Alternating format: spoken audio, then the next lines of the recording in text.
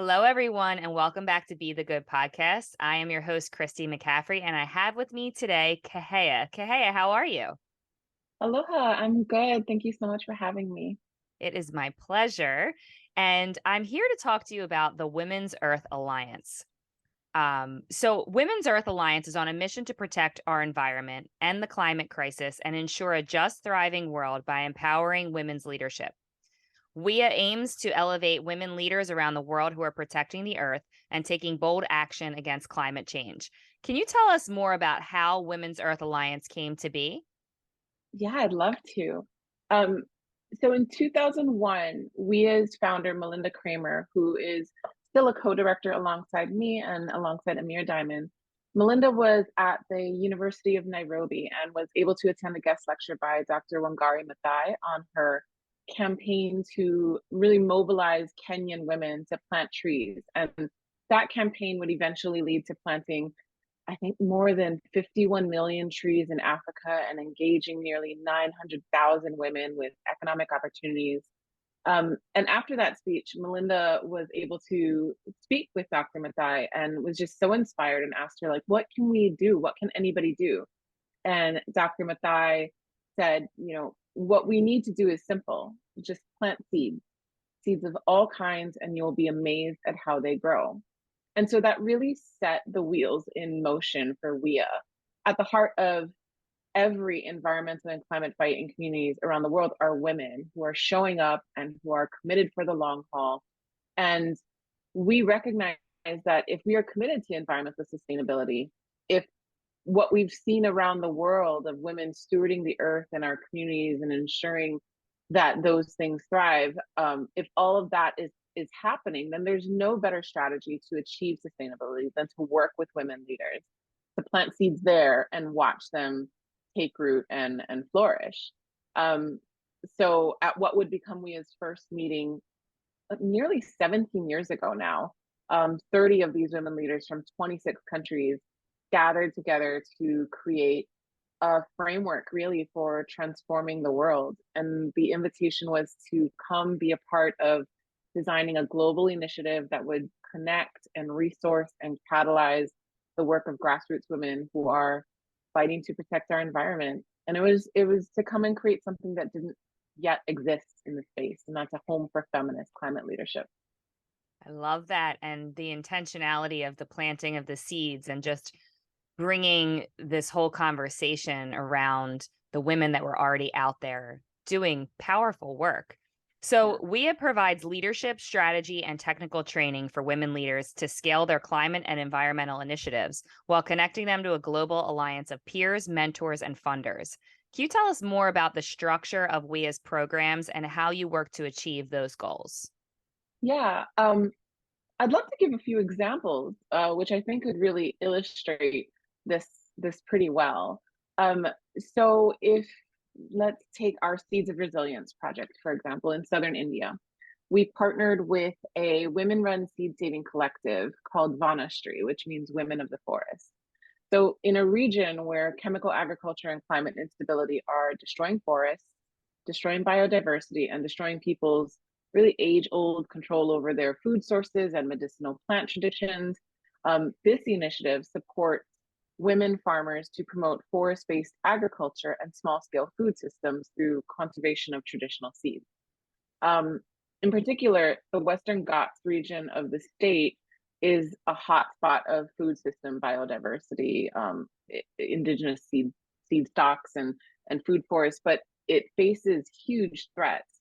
The intensification of chemical agriculture has been devastating to the region's history of biodiversity based and ecologically sensitive agriculture and forestry practices. And then there's the changing climate, which makes the monsoon seasons completely unpredictable. And so, as primary guardians of their family's nutrition and forest gardens and indigenous knowledge, we saw that women were bearing the brunt of this crisis. So, working with Vanashri, and all of our work happens in deep partnership. The strategies we collectively worked on included household seed saving, and that's cultivating, storing, and managing seeds, and also being able to sell traditional seed varieties to farmers and seed banks through self managed seed saving micro enterprises. We prioritized community access to seeds, so supporting local women to establish women run community seed banks. There was garden biodiversity and productivity. That was a huge component of the work. So training women and young people in traditional forest garden practices and regenerative farming. And then there's the kind of intergenerational knowledge transfer. So supporting local women to hold trainings, to host group activities, and other demonstrations for women and young people to share kind of that traditional knowledge around regenerative farming and indigenous seed saving practices. And we saw the impact really ripple out from there. Farmers went on to launch 7 community seed banks. It increased seed biodiversity by something like 43%. And those seed banks act as a safeguard, for preserving and storing seed varieties into the long term. So that's just an example of a lot of the different components of a WIA program. There's a capacity building training, there's micro enterprise, there's leadership development, and then there's kind of an aspect of the ripple effect. How do we ensure that once the program is no longer operating in the region, that the women leaders are able to sustain that growth and that leadership, and support other women in their communities to kind of grow into leadership as well. Such a great example of that ripple effect, like you said, Yeah. how the work that you're doing is very strategic in terms of the aftermath and the ripple effect. So, WIA takes a different approach than investing in a water well that might fail, for instance, or providing a one-time loan that could leave a woman in debt without options. Can you tell us more about how your model identifies grassroots women leaders and how you invest in that long-term leadership that you just mentioned? Yeah. So as I said, our work and all of our programs, it's founded upon these deep and long-term partnerships with women leaders and their grassroots initiatives. And these are the initiatives we know are making a difference in communities and have what it takes to scale that to a global impact if availed of the technical leadership and advocacy training, the mentorship, the funding, and the support and recognition they would have if all things were equal in the world. And it's arguable, but I believe that the support, the alliance aspect of our work is really some of the most critical. It provides frontline women leaders with communities of practice, with a sisterhood, with cross-region pollination of solutions, and really with the knowledge that we are not alone.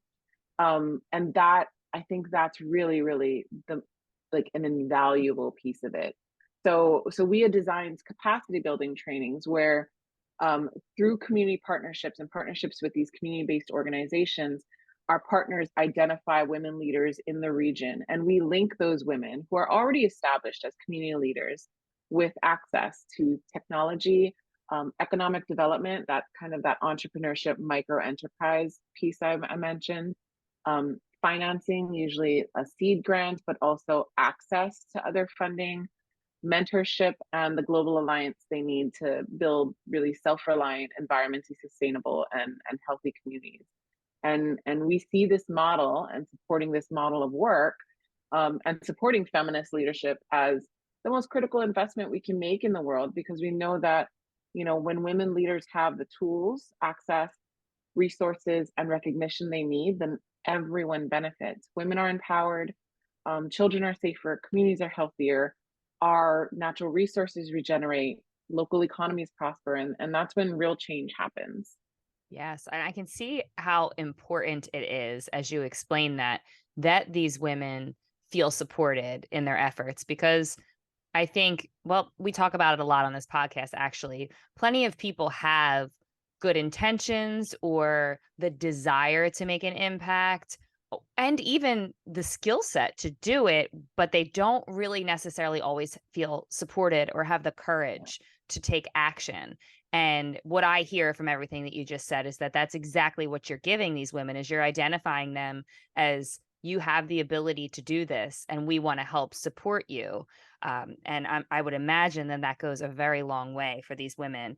And so each region where WIA women are organizing has a unique set of conditions, knowledge, traditions, and challenges. Can you tell us more about the importance of having women leaders who are steeped in the community that they are serving? Yeah. Women have always been at the center of caring for our communities and the earth. The original tree huggers, how we get that term tree huggers, they were women of the Bishnoi community in Rajasthan, India in the 1700s. And they wrapped their arms around their sacred trees to protest the government from cutting them down. And many of them lost their lives in that fight. And this then inspired India's Chipko movement in the 1970s. There was Kenya's Green Belt movement, like I mentioned, with Dr. Mathai. The women of the Bolivian water wars who marched on streets to protest water privatization. There's Standing Rock, Line 3, Mountain Valley Pipeline. Women steeped in their communities, caring for the earth as a means of caring for their communities and for their future and the future of their children and their children's children. You for generations, they've been the caretakers of community. They provide food, water, energy, and shelter, care for children and elders, and oversee household assets. And all of these responsibilities are impacted by the climate crisis. Um, Climate change is, we call it a threat multiplier. It exacerbates existing structural and social inequalities like gender inequity, which means that as ecological crises intensify, women and girls are hit the hardest. They're more exposed to economic instability, displacement, sexual violence, and death, especially in the context of the global South. You know, Providing food, water, energy, and shelter, that responsibility changes and gets more difficult and dangerous as the climate changes. Women and girls make up 80% of the world's climate refugees and are 14 times more likely to die in a climate related disaster than men. Um, and as kind of impacts of things like floods and droughts and severe weather events increase, women will continue to be disproportionately harmed. Um, they risk their lives every day just to ensure that their families have all the things they really need to survive and to thrive. But from these front lines, from these communities, women are also best positioned to design the solutions our world needs. In fact, it's globally recognized that women's leadership is one of the greatest leverage points we have for increasing our collective climate resilience. And it's because they have their finger on the pulse of what their community's needs are, what's happening in and to their landscapes and territories, and what solutions would be most effective for their very unique circumstances. And when their leadership is respected, we see kind of that ripple effect happening. When women have higher social and political status, their countries have, I think it's shown like 12% lower CO2 emissions and more protected land areas than in countries where they don't. And in fact, indigenous women's decision making in, like forest management, conservation, it significantly improves forest conditions. So we just kind of look at that and we imagine how the world might look if we were investing in the leaders with solutions intended to benefit their communities and the earth. And that's where what we're working for starts. That's some really important statistics you threw out there too that I think not everybody is always aware of. How women are disproportionately affected, and I would imagine, but correct me if I'm wrong, that when you put women in leadership in within their community, as opposed to bringing somebody in who's completely not from the community, there is a greater level of interest and support from the community of their initiatives than there would be if it was someone from the outside. Is that correct? There's a greater level of trust. And I think that's the key. When we see a lot of kind of global development interventions come into communities, they're oftentimes they skip this step. But in order for success to happen, there needs to be a good amount of time built into that program for trust building. When you are working with people in those communities already, leaders from those communities, that trust is already there. Yeah. And I would imagine that that makes a really big difference in reaching the goals, the overall goals of everybody involved. And since 2006, WIA's signature model has enabled over 12,645 women to build their technical, entrepreneurial, and leadership skills, which is amazing.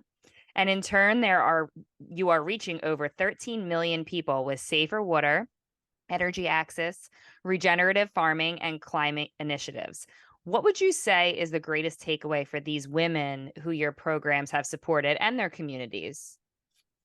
So actually, great news. WIA has technically trained over 25,000 women in 24 countries with solutions that have reached over 17 million people. So the That's impact, yeah, awesome. the impact that women's climate leadership and women-led climate solutions can have is not something that we can afford to really discount. But back to your question, this is kind of hard. I think one of the greatest takeaways from the WIA leaders who have been part of our programs, what they've said is the alliance aspect, as I said earlier, is a big one.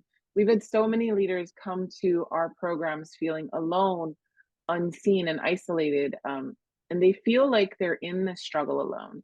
And then they join one of our programs and they see that there are other women doing similar work in their own regions. These are women who understand exactly what they're going through, who have navigated that same journey or are doing so alongside them. And then you expand that out to our global alliance, and to know that you're not alone, that someone out there sees you and sees the value in what you're doing and is there to support you and to be an accountability partner to you, and to strategize with you. There's really nothing that compares to that. But I was also going to say that the technical skills aspect is also something our leaders have appreciated a lot, particularly the skill building around eco entrepreneurship that we do. A majority of our programs have an entrepreneurship component because we understand that we can't expect behavior change when communities are faced with such limited options, and survival is one of them. If it comes down to deforestation in order to provide food for your family, then that's a choice that's going to be made. And we understand that. How could anyone not? And that's why so many of our programs train women leaders to launch businesses that can provide alternative livelihoods for themselves and then can train other women to do the same. It's amazing. You're really taking such a thorough approach to the way that you're serving these women and these communities, and just really ensuring it sounds like you're setting them up not just for success in the immediate future, but success long term and in a way that it impacts all of us. So it's something that all of us should be invested in supporting. Which is why I'm really glad that we're talking about everything that you do, because I want to encourage my listeners to really look further into WIA and help get involved. But before we get to that, can you tell us more about your philanthropic impact program as well as your World Weavers program? What do those programs look Yeah. like and what do they work to accomplish? So, our philanthropic impact program is a way for us to partner with mission aligned businesses who want to create an impact for women on the earth. So, we partner with large and small companies. We partner on employee engagement, cause marketing, corporate philanthropy, supply chain optimization, like kind of consulting, guidance, and more. And we're also a member of 1% for the Planet, which is how many of but not all of our business partners reach us.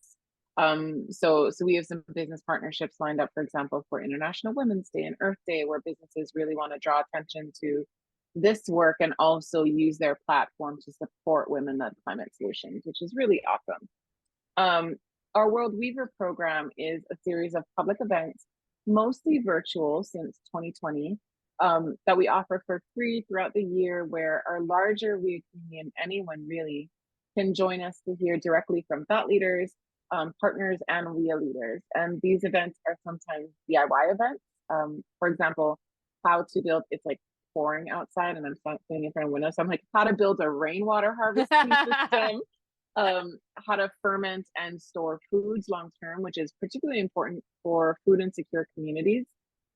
These events can also be report backs from WEA women throughout our global alliance, or they can be dialogues about a particular issue like women led clean energy solutions or land rematriation. And all of our previous events are available to watch on our YouTube channel in case anybody has missed it and would like to check it out. That's great. I'll be sure to link that in the show notes. And I have a question about in terms of the alliance. Is there an alliance between these women that you support, or is there a community aspect of do they communicate with each other, or do you have, events or, obviously Mhm. virtually that connects them to kind of share shared experiences? Some of our programs are global programs. For example, our Women in Rivers program, it brought together women from kind of all over the world. So some women are from Africa and some women are from, Southeast Asia, and they can communicate and they have and really like um, take advice and guidance from one another's kind of journeys. But we do have a global alliance where there are kind of continuing education or periodic meetup calls. And then regionally, we have more robust alumni kind of or WIA leader gatherings and virtual things because sometimes there's language barriers. So, for example, our our WIA leaders in Indonesia, a lot of that programming, once their initial kind of training is done, a lot of the long-term programming is in Bahasa Indonesia. And that wouldn't necessarily work if you have, our American cohort who wouldn't understand Bahasa Indonesia. So sometimes it's time difference conflicts, sometimes it's language barrier, but we do try and get our global alliance together as much as we can. That's awesome. And I asked just because I was thinking that there's probably such power in that, in just, them feeling again, like you said, like I'm not alone. I'm not the only one out there trying to do this. And I know we talked a little bit about community already. On this Mhm. podcast, I like to discuss the topics of compassion and community. It's a common theme here on Be the Good. So, could you tell us how you've seen the value of community, not just on a local level for the programs, but sort of as we were just discussing this, um, but also how we administers, like on a global level, that community aspect? What would you say the power and value are of community minded efforts? Mhm. So I think when I think of community in terms of this work, I think of two things in addition to that, like alliance aspect. One is obviously that the work we do centers the safety and health of not just the earth, but of communities. And we look at communities in terms of those who are impacted and those with solutions. We believe that the best solutions are grown from the grassroots up, from the community and out, because local people will understand their acute issues and their needs the best. And we leaders are grassroots leaders, people who work at the community level to improve conditions by engaging in citizen participation. Our programs highlight and connect knowledge and strategies that originate from the grassroots, which is exactly the opposite, really, of traditional charity models that kind of shuttle that outside information and top down resources to local communities without optimizing existing local resources and expertise. Um, and then the other part of community is the broader community that comes together to stand alongside and propel grassroots women-led solutions. And that's all of us together, all of us feeling like we have a horse in the race, so to speak. And therefore we must all do our part, whatever that may be. We have this saying here, whenever we have events, we always say like when we gather, the world changes. Mm. And that's kind of that community in a nutshell. When our community comes together to really support, uplift, and amplify these kinds of grassroots, community-based women-led solutions, the world changes.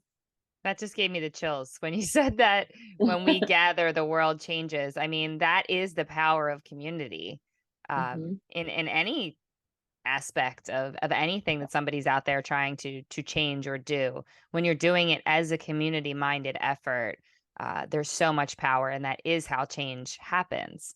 So Yeah. thank you for sharing that. That was a really great perspective on community. And next, could you tell us how you see, well, really what your definition of compassion is, and how do you see it relate to the work that WIA does? Yeah, of course. I think there's the compassion that's necessary in order to enlarge our spheres of responsibility. I think it's easy for us to feel like we are responsible to just those in front of us or to our immediate family. And I think compassion is what allows us to broaden that to our neighbor, to people in other states or regions, to people with different perspectives, to future generations, 7 generations of people we don't know yet. We don't know what life will be like, but we can feel responsible to them. When we can feel that level of concern and empathy, that can move us to action.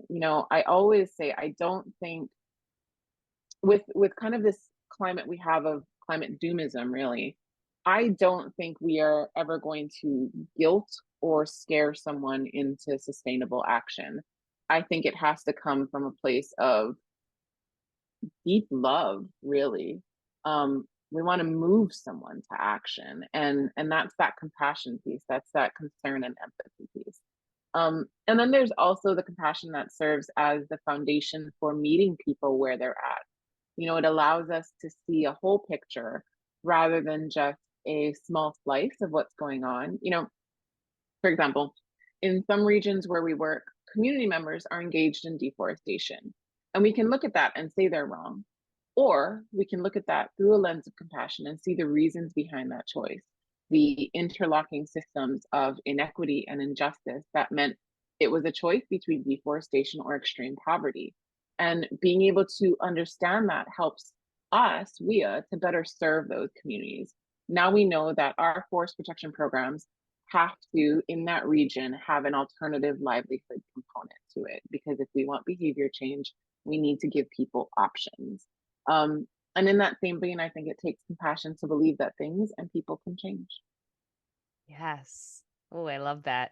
And I really love how you mentioned, thinking about generations, so many generations beyond us. I think that's a great way to connect people to the need to care about climate change, because think about the people in your family line that will come after you and what the world is going to look like for them. It's easy for us to Mhm. say, I'm too busy to care about this right now because my life right now doesn't allow me, whatever the reasons are that we say we don't really want to pay attention to it. But I love that angle of, can you find compassion for those who will come after you, and can we set up a better world for them by what we take action on today? So, can you tell our listeners how to best support the mission of WIA, and how can we follow along with the ongoing work of WIA? Yeah. So the best way to follow along is to follow us on social. Instagram is a great place at Women's Earth Alliance. You can sign up for our mailing list on our website, which is women'searthalliance.org. And we send out our newsletters and updates and information on any upcoming World Weaver events. And a great way to support our work is to become a member of the Seed Bank, which is our monthly recurring donation program. And even as little as $5 makes a world of difference to women's climate leadership around the world. That's fantastic that you have, different options for people to get involved too and support. And that's such a simple way to, show your support. So I will be sure to link all of those things that you just mentioned in the show notes so everyone can easily access and support. And I cannot thank you enough, Kahea, for being here today and giving us such great insight to the powerful work that WIA is doing. Thank you so much for having me. It was a great conversation.